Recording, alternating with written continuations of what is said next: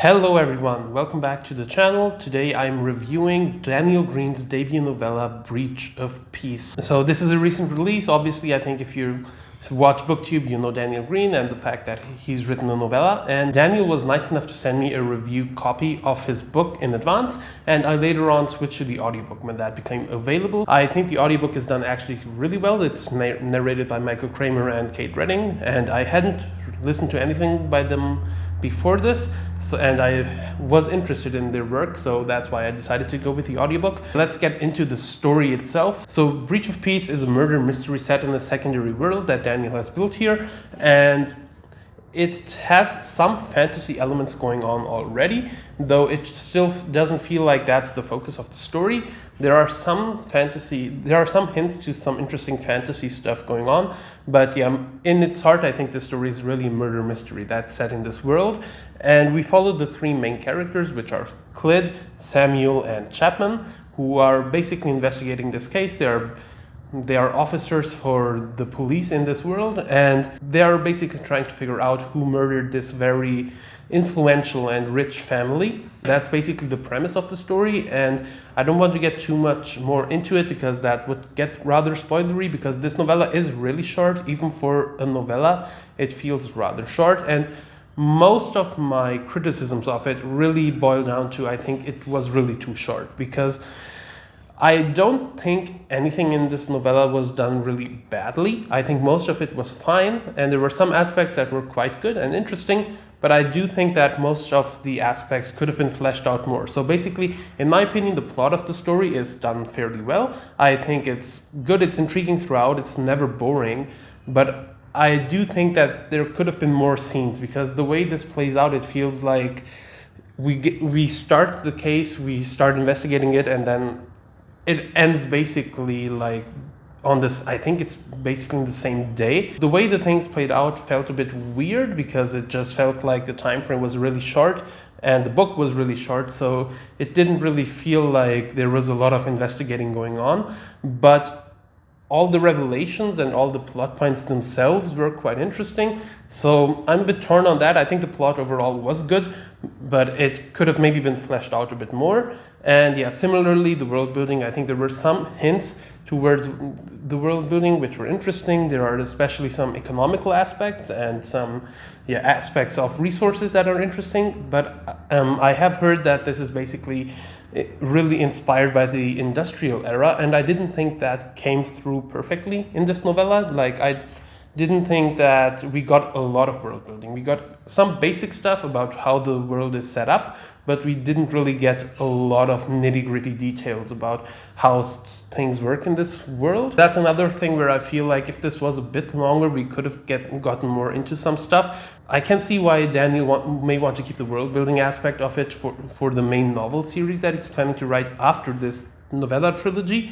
So I don't know if that's really a criticism or if that's a deliberate choice, but I personally would have liked to see more stuff regarding the world, because I think there are some interesting hints that there is more beneath the surface we get to see here. For the characters, again, it's like, I think the three main characters are all fine. I think if I had to decide, I think especially Clyd and Chapman are actually good characters. But again, it's not fleshed out in as much detail as I would prefer, because I think spending more time with these people would add more stakes to the story and would just make even the plot more interesting. Like, the way this turns out is, again, the characters, they have some interesting aspects to them, but I don't really feel like we get to know them really well as the reader. So I just don't think they're as complex as they could be. I think character work is something that an author really has to get into and maybe work on more, and I think Daniel did a fair job here, but there is definitely room for improvement. But I would like to see him get more like intimate with certain characters, and so that the reader can really get invested in the story. What I really enjoyed about this book is actually the way certain scenes were written, and especially a few scenes that again went into more character stuff. There was one particular conversation that was really interesting. I think those were written very well, which is again a reason why I would have liked more of those. There were two scenes that were really horror inspired, and I really liked both of those. I think those were written really well, and especially the atmosphere in those scenes was captured really well. So I can see him going more into that in his future work. For spoiler free, I do want to say one more thing, and that's the way that this book has been portrayed a lot of the times is that people say it's grimdark, and I don't think I agree with that. I think there are some dark things that are happening in this book, but I don't think that it's grimdark by any means. Like, I think especially the first chapter has been hyped up to be this like really dark thing, but I think Daniel doesn't really go into too much detail about the violent stuff. So personally, I wouldn't call this grimdark. That's just something, if you're maybe turned off by the fact that people say this is really, really dark, I don't think that should be an issue. I think in terms of description of violence, it is like basically like Dresden Files mostly, like the way the crime scenes there are written. So I don't think I would call this grimdark. So overall, for spoiler free, I did enjoy this book. I do think there are issues with it. I do think the length of the story really hurts it a bit. I do think if it was going to be a novella, it could have been a bit longer. It is rather short, even for a novella. And yeah, I think there are certain things that could have been fleshed out more. As I said, the world building and the characters especially, I think I would have wanted more from those two things. The fantasy elements were also interesting, but again, it's like they're hinted at and you get to see some fantasy elements, but you don't really go deep into those. So yeah, I think those things really need to be fleshed out more in the sequels, which I will talk about in the spoiler section, because I do have one big thing to talk about that would be spoilery. Overall, I enjoyed it. I will continue on with the series, and I want to see how Daniel develops as an author. Overall, I think if you are interested in the novella in general, you should give it a try. I wouldn't go in expecting too much, because you should remember this is still a debut novella, and there isn't a lot that you can do in a novella, especially in epic fantasy. So yeah, just keep that in mind when you read it. But personally, I think, I enjoyed it. It was actually better than I was expecting, because I was going in with quite low expectations, because I just didn't know what to expect from Daniel's first outing as an author, especially in the novella form. So I was positively surprised at how good it ended up being, and I'm looking forward to read the sequels and eventually whenever they come out, the novels in the world, because I think those do have potential to be quite good. But yeah, that's all I have for spoiler free. If you have not read Breach of Peace, you should tune out now. I will talk a little bit about spoilers now.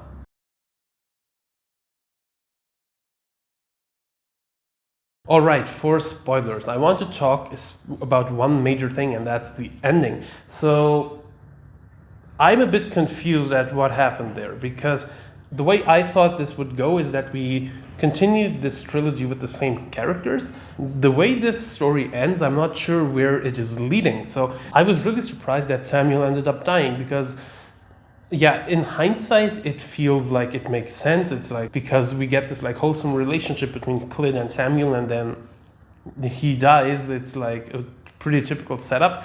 But I was surprised, because I felt like we were going to spend more time with these three characters in the next book. Then the way Chapman turns out, I'm a bit confused at whether he died as well or whether he still lives.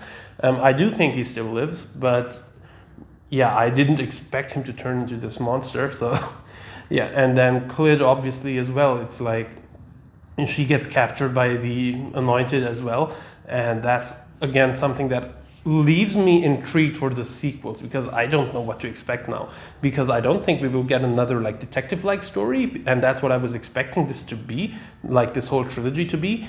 And now we are going into a more like maybe political thriller kind of story, would be my guess, and maybe we can explore the fantasy elements a bit more. But yeah, I was really surprised at how this ended, and I was like, okay, what will happen next? And yeah, I'm really looking forward to see what happens there. The character scene I was talking about in the spoiler-free section was the scene between Clid and Chapman. I think that scene was written incredibly well. And the other two scenes I really liked were the like scenes with horror elements. I think it was chapter 2 where Clid, Chapman, Samuel, and Rollins go into this cellar of the Pruitt house.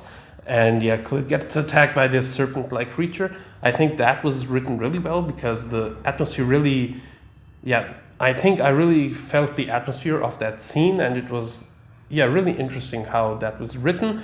And I also really liked this chapter that was called The Flight. I really enjoyed that aspect, and the whole like and yeah, Khalid's thoughts during that chapter were really good, and the way she was dealing with Samuel's death while trying to escape from the Anointed was done incredibly well. So those three scenes were really good and probably my top three favorites. But overall, I do want more of those kind of scenes, especially the character scenes are something that I want more of, because yeah, overall I think it's, yeah, overall I just feel like I enjoyed it, but I want more connection to the characters, and that's just something I didn't get here. And that's why I am looking forward to see what he does in the next few novellas, because I think especially the second novella may be a more character-focused story, and I'm really looking forward to see how Daniel develops these characters. And yeah, I'm not sure if we will see Clint and Chapman again, especially as main characters. Maybe we will, maybe we won't. But I am intrigued to see what happens next. Let me know what you think about Breach of Peace and if you enjoyed it, if it met your expectations. I think Breach of Peace was a really solid debut novella. And I think, yeah, again, if you're a fan of Daniel and if you're in general interested in this like detective type story, I would say check it out. Don't go in with too high expectations, because yes, he is a debut author who is writing a rather short story. So yeah, but overall I enjoyed it, and I think there is a lot of potential for this series and for this author to grow. And yeah, that's all I have for today. If you liked the video, leave a like, leave a subscribe, and talk with me in the comments down below about Breach of Peace. I hope you enjoyed the video. Thanks for watching. I'll see you in the next one. Goodbye.